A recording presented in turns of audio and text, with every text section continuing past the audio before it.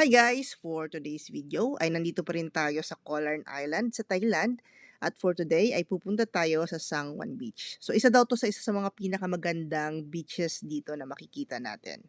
From our hotel in the port, it's about 15 minute, 10 to 15 minute motor ride and it costs about 50 baht per person. So dalawa na kami dun sa isang bike na pumunta dito. So that costs us 100 baht for this one-way trip. So ito malapit nga pala itong beach na to doon din sa Taiwan Beach na ayan siya. So tara, samahan nyo kami i-check out yung beach na to. Bes, baka dito, hindi ba?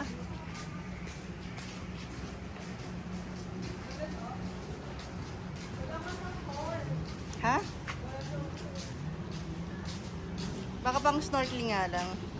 Parang yung pinagdadriver natin siya. Ito pala yung wooden bridge. Yan, ang ganda, Bes.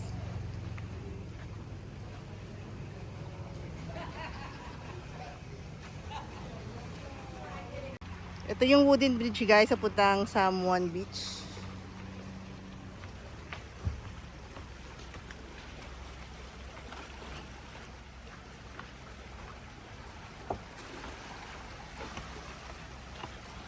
White sand.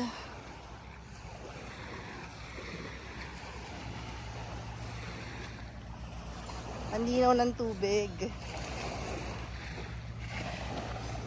And it's already 8 o'clock, wala pang tao.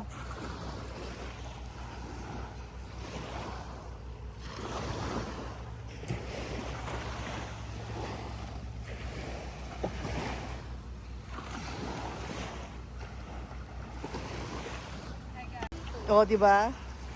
Sana wala masyadong kaya.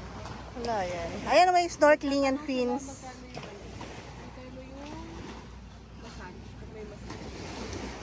Relaxing. Maganda rin naman yung buhang. Iwanan mo yung bag mo para white lang. Ha? Sige, pakita mo yung sand. Okay. Medyo Boracay din siya. It's fine. Yan. Sangwan Beach pa rin kami dito sa Kolarn.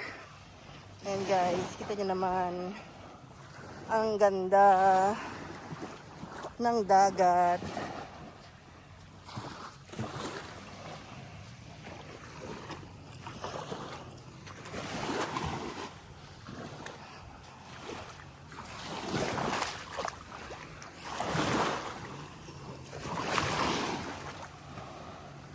Yan, may mga restaurant and beaches din dito guys, or accommodation. May dome tent nga dun sa kabila.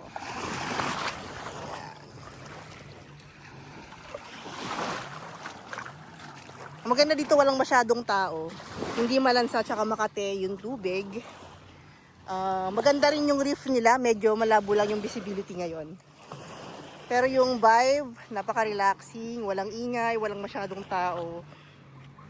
Yung chair nila for rent is 100 baht per chair. Same sa snorkel and sa fins. Medyo masungit lang yung isang nagmamanage ng resort. Pero all is good. Maganda naman. May mga water sports din. Halos same price lang din ng mga ino-offer sa ibang beaches.